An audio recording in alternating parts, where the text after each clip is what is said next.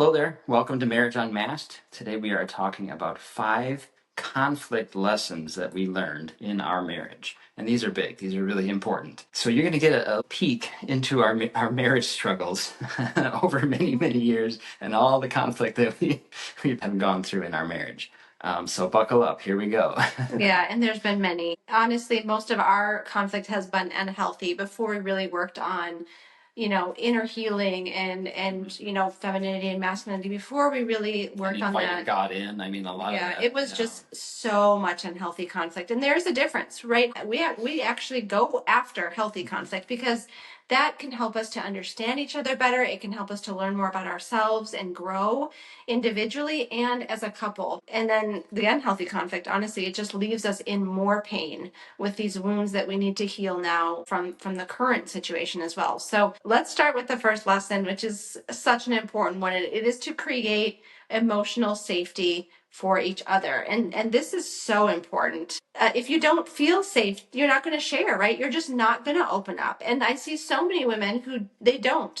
They've kind of given up on communicating because they feel like every time it's going to be received in this unsafe way where their husband either gets defensive or he shuts down. And so they've literally closed their hearts off. And I know men do this where the men, they feel the same way. They feel if they open up, their wife is just going to freak out, right? Yeah, criticize or almost attack what he's saying. Mm-hmm. Yeah, definitely. Yeah. And I'm remembering a time in our marriage where trust was already just so thin. Like we're trying to rebuild trust. Adam was trying to rebuild trust. And he had said that he was going to take care of something around the house. And I was trying to believe him. He said he was going to have it done by this date. And then the date came and went and he didn't do it. And I was really frustrated. The thought in my head is like, here we go again. I still can't trust him. He just keeps doing this, right? And so I was really frustrated. I shared that with him.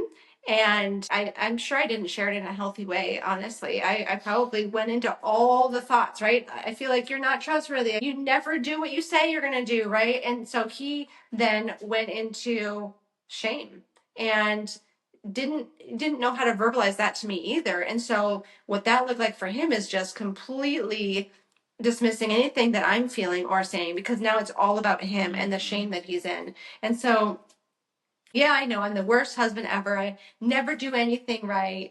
I don't even know why you married me. And that, that was his pain speaking. And I would have loved to meet him in that, but I'm also in pain because now the conversation has completely changed from what I wanted to share to now it's all about him. Yeah, rather than provide any kind of emotional safety for her, I was collapsing. I'm not holding any space for what she's going through, what she's feeling, which is all valid.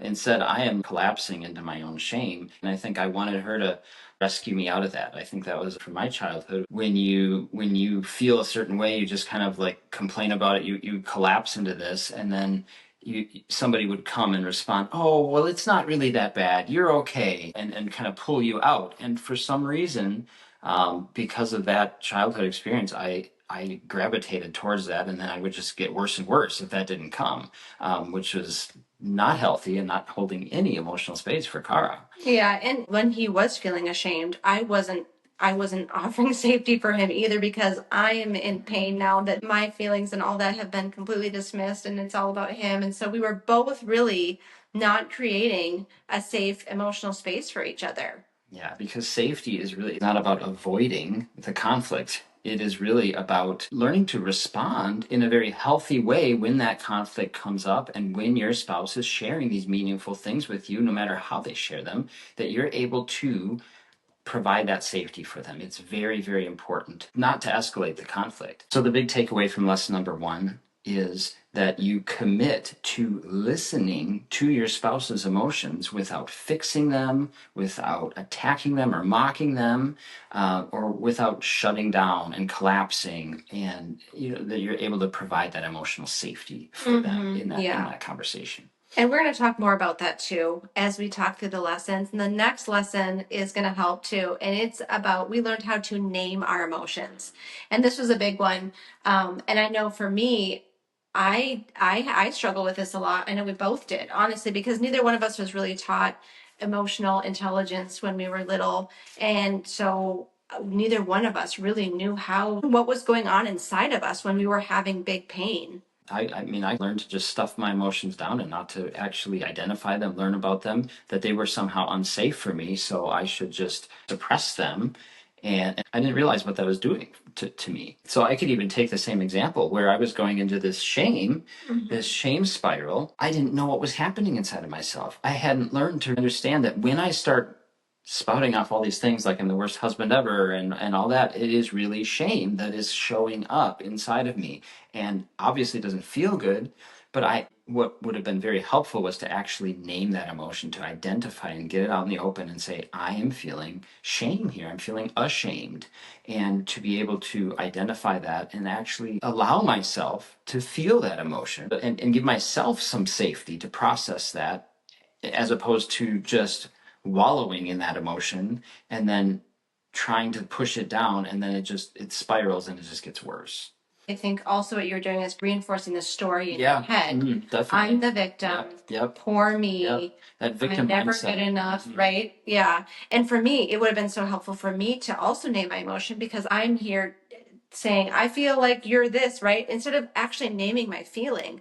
If I would have come and said, I'm feeling really frustrated, and taking ownership over my thought, the thought in my head is, you're not trustworthy, right? But I didn't do that. I came with all the stories and bombarded those at him, instead of just openly and softly sharing my emotion. And so it is really important to have clarity about how we're feeling.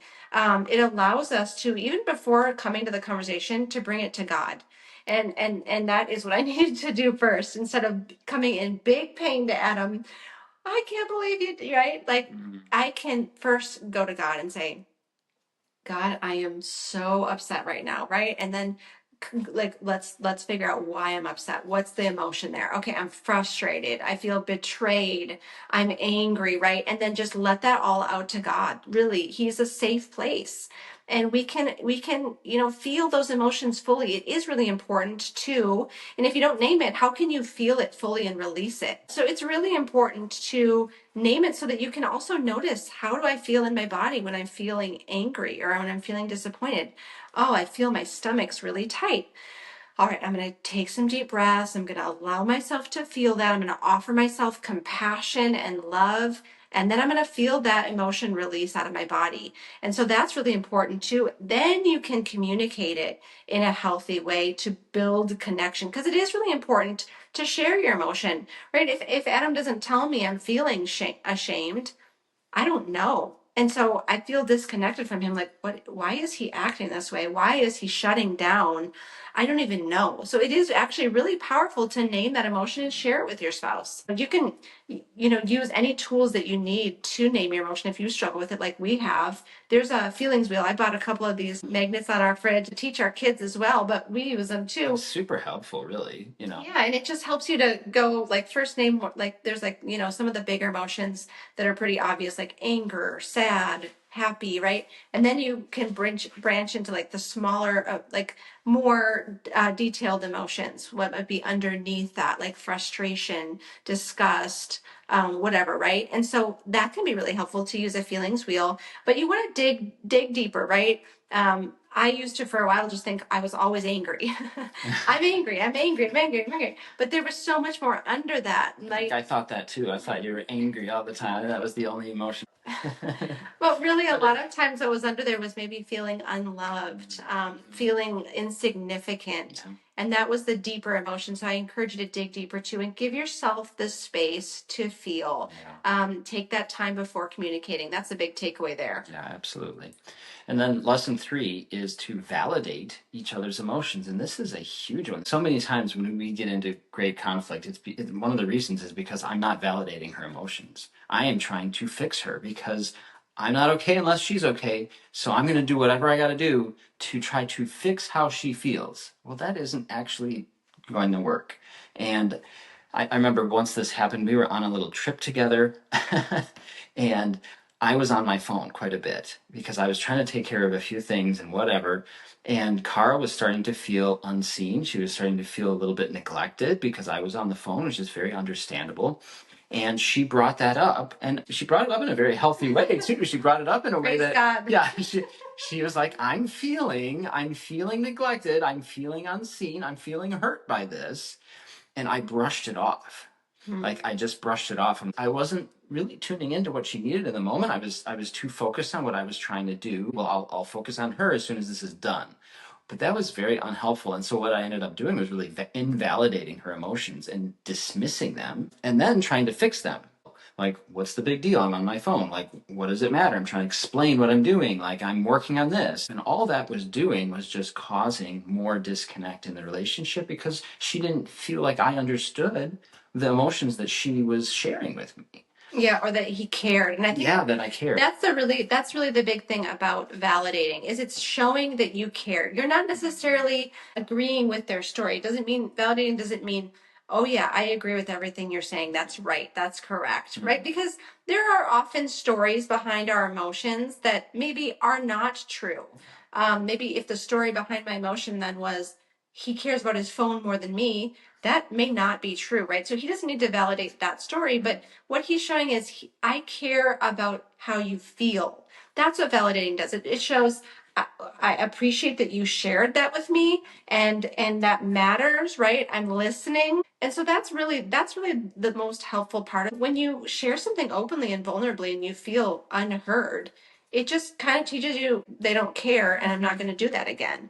And so we want to validate to create that safety. So the takeaway really is to practice validating your spouse when they share their feeling before you go into your own story, right? Before you go into like, well, I'm feeling this. Before you do that, absolutely, you want to each hear each other's feelings and what's going on for each other. But before you do that, validate them. And that might look like saying, that matters to me. Thank you for sharing that. Or it makes sense that you feel unseen, or whatever that emotion is that they shared. Or I can see why you're hurting, or whatever, they're feeling. I hear you. That's another great way to validate. It can just be a simple little statement like that. Even I think nodding your head, right? You're actively listening and you're nodding your head. Keeping eye contact. Showing that you are listening, that you do care in that nonverbal way. That can be really, really helpful. Yeah, it really can. And then lesson number 4 is choose connection over trying to win an argument with your spouse. Yes, I learned this one. We both learned it, but I think so. I think we both have tried to win. Maybe. I think, the way I was raised, there were a lot of debates. I don't know if they were always healthy, but that's kind of how I thought conversation and communication is like, let's debate, right? But that's not a healthy thing, especially for a married couple who's trying to communicate. And the goal there is to understand each other better. It's not for one person to win. And this showed up for us. I remember we have 5 kids, and one of them in particular was kind of acting out of character. And I was like, alarmed by that. And Adam reacted in a certain way, and I did not agree with how he reacted. I thought he should have done something differently. And so I brought that up, and really my goal in bringing that up, it was not to understand him better. It was not for us to walk away from that feeling more connected. It was for him to see it my way, and I wanted to win, right? I wanted to change what was happening. And the reason why, if I look deeper, is because I was really stuck in control, and I thought I was going to feel safe if things went my way, right? I was trying to protect myself and keep myself safe, and that's how it showed up. And so I really had to learn from many, unhealthy conflicts that doesn't work. That never works. That does not feel good for either person by the end. No, absolutely. Because if you're trying to win an argument, you're trying to do a debate, then there's going to be a winner and there's going to be a loser. And somebody's going to come away feeling great because they got their way, and the other person's going to feel crushed and feel like a lot of resentment, and they're going to feel less than in the relationship. That makes it an unhealthy conflict, and it causes all this ripple effect in the relationship. So a big takeaway for this is really to remind each other at the very beginning of a conflict conversation what the goal is. Yeah. Our goal here is connection. Sometimes you can do that Yeah. even by physically touching each other, like holding each other's hands, sitting together, locking eyes with each other, and stating that goal. Like, we're going to have this conversation. I know it's going to be somewhat difficult. We're going to have to talk about some hard things, but our goal in this is to really come together in the end and have more connection at the end of this conversation. And really have a more understanding of each other's perspectives too. See it from a fuller picture instead of just from your own perspective. So the fifth lesson, which I'm sure we've learned many more lessons, but these are our top 5. The last one is to take breaks when things are starting to get heated or when things are escalating. Yeah, absolutely. And that's important to do. However, what you don't want to do is leave the entire situation. And that is something that I did quite often in our relationship. That was like a coping mechanism I had when things got really tough. Rather than stick it out, I would just bail on the conversation. I would leave in a huff. I remember one particularly really painful situation. I don't even remember what we were arguing about, but we were up in our bedroom arguing about something, and I was feeling this shame again and feeling this shutdown. And finally, I just left, shot a parting shot through the door to get the last word, shut the door, and I didn't come back. And I actually didn't come back the whole night. I went into a shame spiral that night. I went outside. I, freaked out. I, kept thinking I'm like, the worst ever and all that stuff, and never showed up all night long. And so then Cara is left all by herself in the room, not knowing when I'm coming back, not knowing if I'm coming back. And so, what do you think that did for our connection? Do you think that brought us any closer? Oh no, that was deep pain then. Yeah. And then it takes even more to repair. Yeah. After something like that, because now we've just really disconnected. We've really hurt each other. And I definitely very much hurt her and caused her to feel unsafe by leaving. Yeah, I mean, I remember the minute the door shut, and I just burst into tears because here I am already feeling a lot of emotion in this conversation and frustration probably. And then he just gets in his last word, right? His last zinger, and then leaves me alone. And that really triggered like an abandonment wound for me. I was feeling so many different emotions, but I was hopeful that he was going to come back, right? The hope is like he cares about you enough to come back and repair, but he didn't. And so I was just devastated. Yeah. Yeah. So it is healthy to take a break, but it is not healthy to just abandon the relationship or just to leave it. So taking a break is not an avoidance like that. Taking a break is actually wisdom, because when you are overloaded, when your nervous system is very aggravated and upset, you need to be able to calm down so that you can have a peaceful conversation. And so it is very wise to take a break when things are starting to escalate, when things are starting to get heated. Emotions can start to flare up and things can start to get out of hand. And what you do is you take a break. You say, I'm going to leave for like 5 minutes. I'm going to leave for 10 minutes. You're very specific about the break, not leaving all night long. Not good. Yeah. But you say a measured time, like 5-10 minutes is usually a pretty good time to go, and then you actually take some time to heal what's going on, to calm your nervous system down, to take some deep breaths, to name the emotions that you're feeling, and to give those emotions to God, and to feel things out again. And then when your heart's at peace, you can come back to the relationship, back to the conversation, and be in a better place to resolve it and to move it along in a positive way. Yeah, that's so powerful. So we want to recap those 5 powerful lessons. The first one was to create emotional safety for the relationship, for you to hear each other. The second one is to name your emotions and feel them. The third one is to validate each other's emotions. And then the fourth one is to choose connection over winning. And then the last one was to take breaks when things do get heated. And these are things to grow in, right? We're not perfect at them. We don't expect you to perfectly perform them. That's not what it's about. It's really just about growing as a person, growing in connection as a couple, and celebrate that. Celebrate progress, right? We get through like a healthy conflict and we're like, yes, we actually did it, right? And then the more healthy conflict you have as opposed to unhealthy conflict, you can feel that shift in your relationship as it just grows, and you feel yourself growing in that, and it's powerful. Yeah. So take one lesson, take one of our 5, and just go there. Start there. Practice that a little bit and celebrate your progress. And I have a free masterclass actually that helps so much with this.